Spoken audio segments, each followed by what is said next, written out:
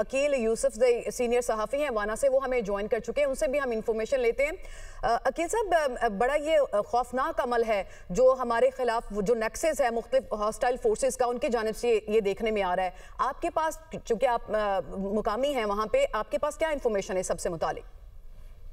शुक्रिया। मेरे ख्याल में कलादम टीटीपी और दीगर जो खवारिज है उन लोगों ने अपनी एक्सटेंशन के एक प्रोसेस को जो है ना इनिशिएट किया है।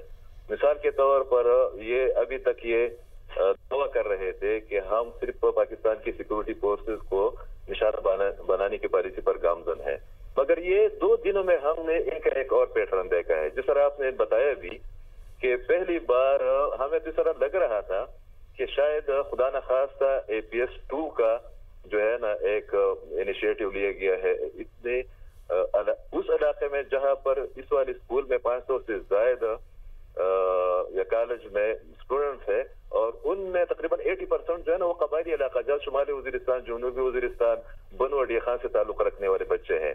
तो पहली बार इन्होंने बहुत गैर मामूली तौर पर, बहुत तशवीशनाक किस्म की सूरत हाल में बच्चों को निशाना बनाने की कोशिश की। खुदा न खास्ता अगर सिक्योरिटी फोर्सेज ने क्विक रिस्पांस नहीं दिया होता तो हम अंदाजा लगा सकते हैं कि क्या कुछ हो गया होता।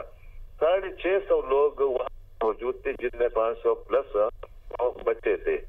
इस और उन तमाम को अल्हम्दुलिल्लाह अभी बाहिफाजत रेस्क्यू कर लिया गया है। हमारे साथ डॉक्टर कमर चीमा साहब भी मौजूद हैं, उन्हें भी शामिल है, गुफ्तगू कर लेते हैं। डॉक्टर साहब, आपसे जानना चाहूँगा, जिस तरह से आज इस्लामाबाद में भी हमने देखा धमाका हुआ, अभी ये भी है एक इंसिडेंट, लेकिन अल्हम्दुलिल्लाह अब सबको रेस्क्यू कर लिया गया है, तो अब किस तरफ को आगे सिचुएशन जाती हुई देख रहे हैं आप? देखें, पहली बात तो ये है कि पाकिस्तानी कौम जो है वो यूनाइटेड है। ये हमें शायद ये कोई वेकअप कॉल देना चाहते हैं या बताना चाहते हैं कि हम सॉफ्ट टारगेट या बच्चों पे या ख़वातीन पे, नौजवानों पे हमला करेंगे। मैं समझता हूँ, और ये शायद बताना चाहते हैं कि हम आपके बड़े शहरों में भी जा सकते हैं, ये अपनी कैपेबिलिटी दिखाना चाहते हैं। पर उनको पाकिस्तान की आर्म फोर्सेस और पाकिस्तान की जो कौम की कैपेबिलिटी का अंदाज़ा बड़े अच्छे से।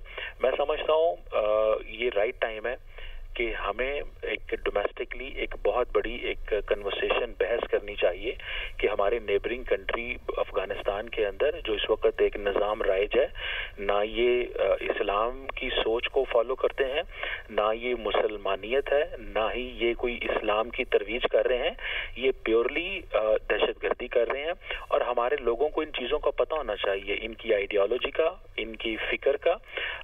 और अगर बहुत सारे लोग पाकिस्तान में ऐसे होंगे जो समझते होंगे जी कि हमें इस तरह का इस्लामी निज़ाम चाहिए, हमें ये हमें बताना चाहिए कि ये जो लोग हैं ये इस्लाम नहीं है, ये जहालत है, ये दहशतगर्दी है। दुनिया में कोई इनको रिकग्नाइज नहीं करता, दुनिया में कोई इनके साथ बैठना नहीं चाहता, दुनिया में इनके ऊपर जितनी पाबंदियां लगाई हुई हैं, इनकी इस तरह की सोच की वजह से ये जिस अंदाज से इस दुनिया में रह रहे हैं, जिस अंदाज से ये दुनिया में एग्जिस्ट कर रहे हैं, मैं समझता हूँ कि हमें इनके बारे में समझना चाहिए कि ये लोग इस्लाम, कानून, आइन, अल्लाह, रसूल को ये नहीं मानते। ये एक ख़ास किस्म की एक तकफीरी सोच रखते हैं, जो समझते हैं कि शायद ये ठीक है और दूसरी सारी दुनिया गलत है।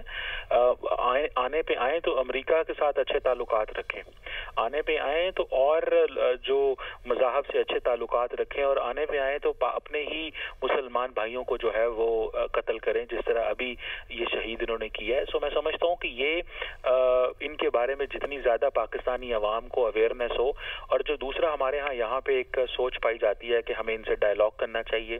देखें, हमने अभी कतर में और तुर्की के अंदर एक डायलॉग किया, तो आप क्या समझते हैं जो लोग कतर, तुर्की और इंटरनेशनल कम्युनिटी की बात को नहीं मानते, वो क्या पाकिस्तान की किसी सियासी जमात की बात को मानेंगे? वो क्या पाकिस्तान के किसी सियासी ग्रोह को मानेंगे? डॉक्टर साहब साथ ही मौजूद रहेगा।